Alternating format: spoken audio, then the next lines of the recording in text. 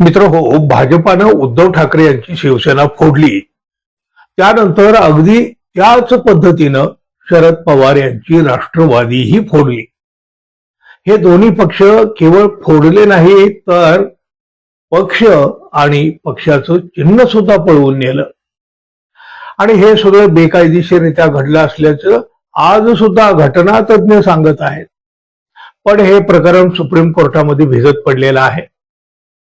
न्यायाला विलंब करणं म्हणजे न्याय नाकारण्यासारखं असतं असं म्हटलं जातं. पण सुप्रीम कोर्टात मात्र फक्त तारीख पे तारीखचा खेळ सुरू आहे. अंतिम टप्प्यातला हा खटला असला तरी तो निकालापर्यंत पोहोचतच नाही. फक्त तारीख पे तारीख. केवळ महाराष्ट्राला नाही, संपूर्ण देशाला या निकालाची प्रतीक्षा आहे. हा निकाल येत नसल्यामुळं प्रचंड नाराजी तर आहेच, पण सुप्रीम कोर्टाकडून याचा निकाल दिला जात नसल्यामुळं उद्धव ठाकरे शिवसेनेच्या नेत्यांनी अनेकदा न्यायालयावर परखडपणे टीका केलेली आहे.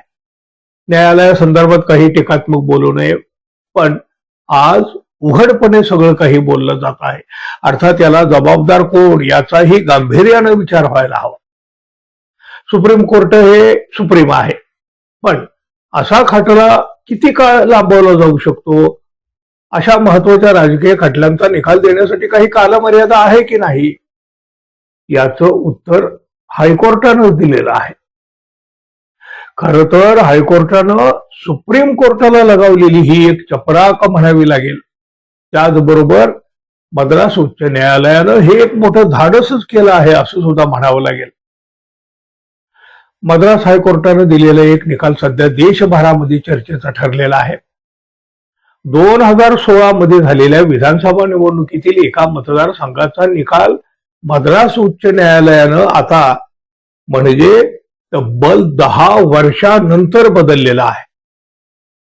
न्यायालयानं विजयी असलेल्या उमेदवाराला पराभूत आणि पराभूत झालेल्या उमेदवाराला विजयी घोषित केला आहे. आत्ता तब्बल 10 वर्षांनी, म्हणजे त्यानंतर 2 विधानसभा निवडणुका पार पडल्यानंतर हा निकाल आलेला आहे. साहजिकच त्यामुळं कोर्टात होत असलेल्या निकालाच्या या विलंबाची चर्चा पुन्हा एकदा सुरू झाली. पण या निकालानंतर मद्रास हायकोर्टानं थेट सुप्रीम कोर्टावर नाराजी व्यक्त केल्यामुळे याला एक वेगळं महत्व आलेलं आहे. तामिळनाडू विधानसभेच्या 2016च्या विधानसभा निवडणुकीमध्ये राधापुरम मतदारसंघातून त्यावेळी AIDMKचे उमेदवार IS इनबदुराई यांना विजयी घोषित केलं गेलं होतं. आणि मग त्याला DMKचे उमेदवार M अप्पाऊ यांनी निवडणूक याचिकेच्या माध्यमातून हायकोर्टामध्ये आव्हान दिलं. काही वर्ष हे प्रकरण सुप्रीम कोर्टातही होतं. बऱ्याच घडामोडीनंतर हायकोर्टानं आता ज्यांना पराभूत ठरवलेलं होतं त्या अप्पाऊ यांच्या बाजूने निकाल देत त्यांना विजयी घोषित केलं. हा निकाल देताना हायकोर्टानं सुप्रीम कोर्टात लागलेल्या विलंबावरून नाराजी सुद्धा व्यक्त केली आणि अत्यंत गंभीर निरीक्षणं नोंदवली आहेत. लोकप्रतिनिधित्व कायदा 1951 अंतर्गत निवडणूक याचिका 6 महिन्यांच्या आत निकाली काढण्याची तरतूद असतानाही सुप्रीम कोर्टानं स्वतःच्याच निरीक्षणाचं पालन केलं नाही असं मत मद्रास हायकोर्टानं मांडलं.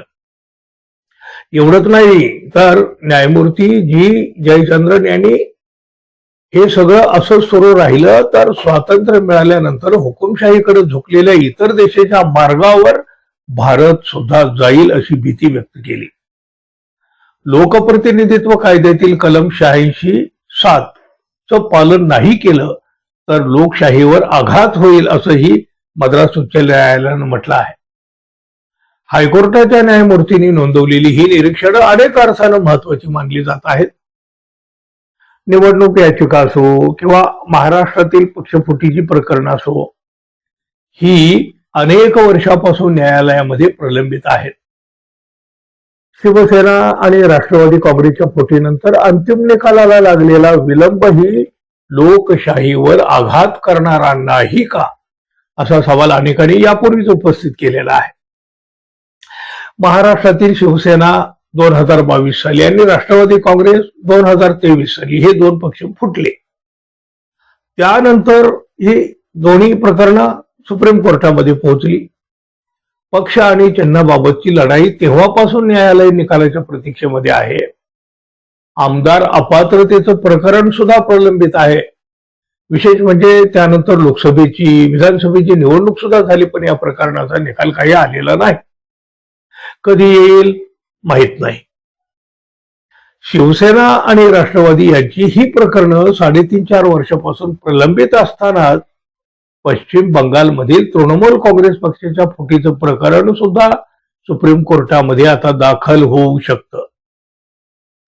न्यायालयात होणाऱ्या विलंबाबाबत राजकीय नेते बोलत असतात, आता तर सामान्य माणूसही बोलताना दिसू लागलेला आहे. पण उच्च न्यायालयानं आपल्यापेक्षा वरिष्ठ असलेल्या सर्वोच्च न्यायालयाच्या बाबतीत बोलण्याचं केलेलं हे धाडस म्हणजे हे विशेष म्हणावं लागेल.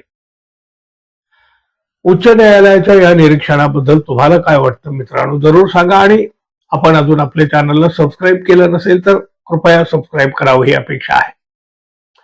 धन्यवाद. पुन्हा भेटू. नमस्कार.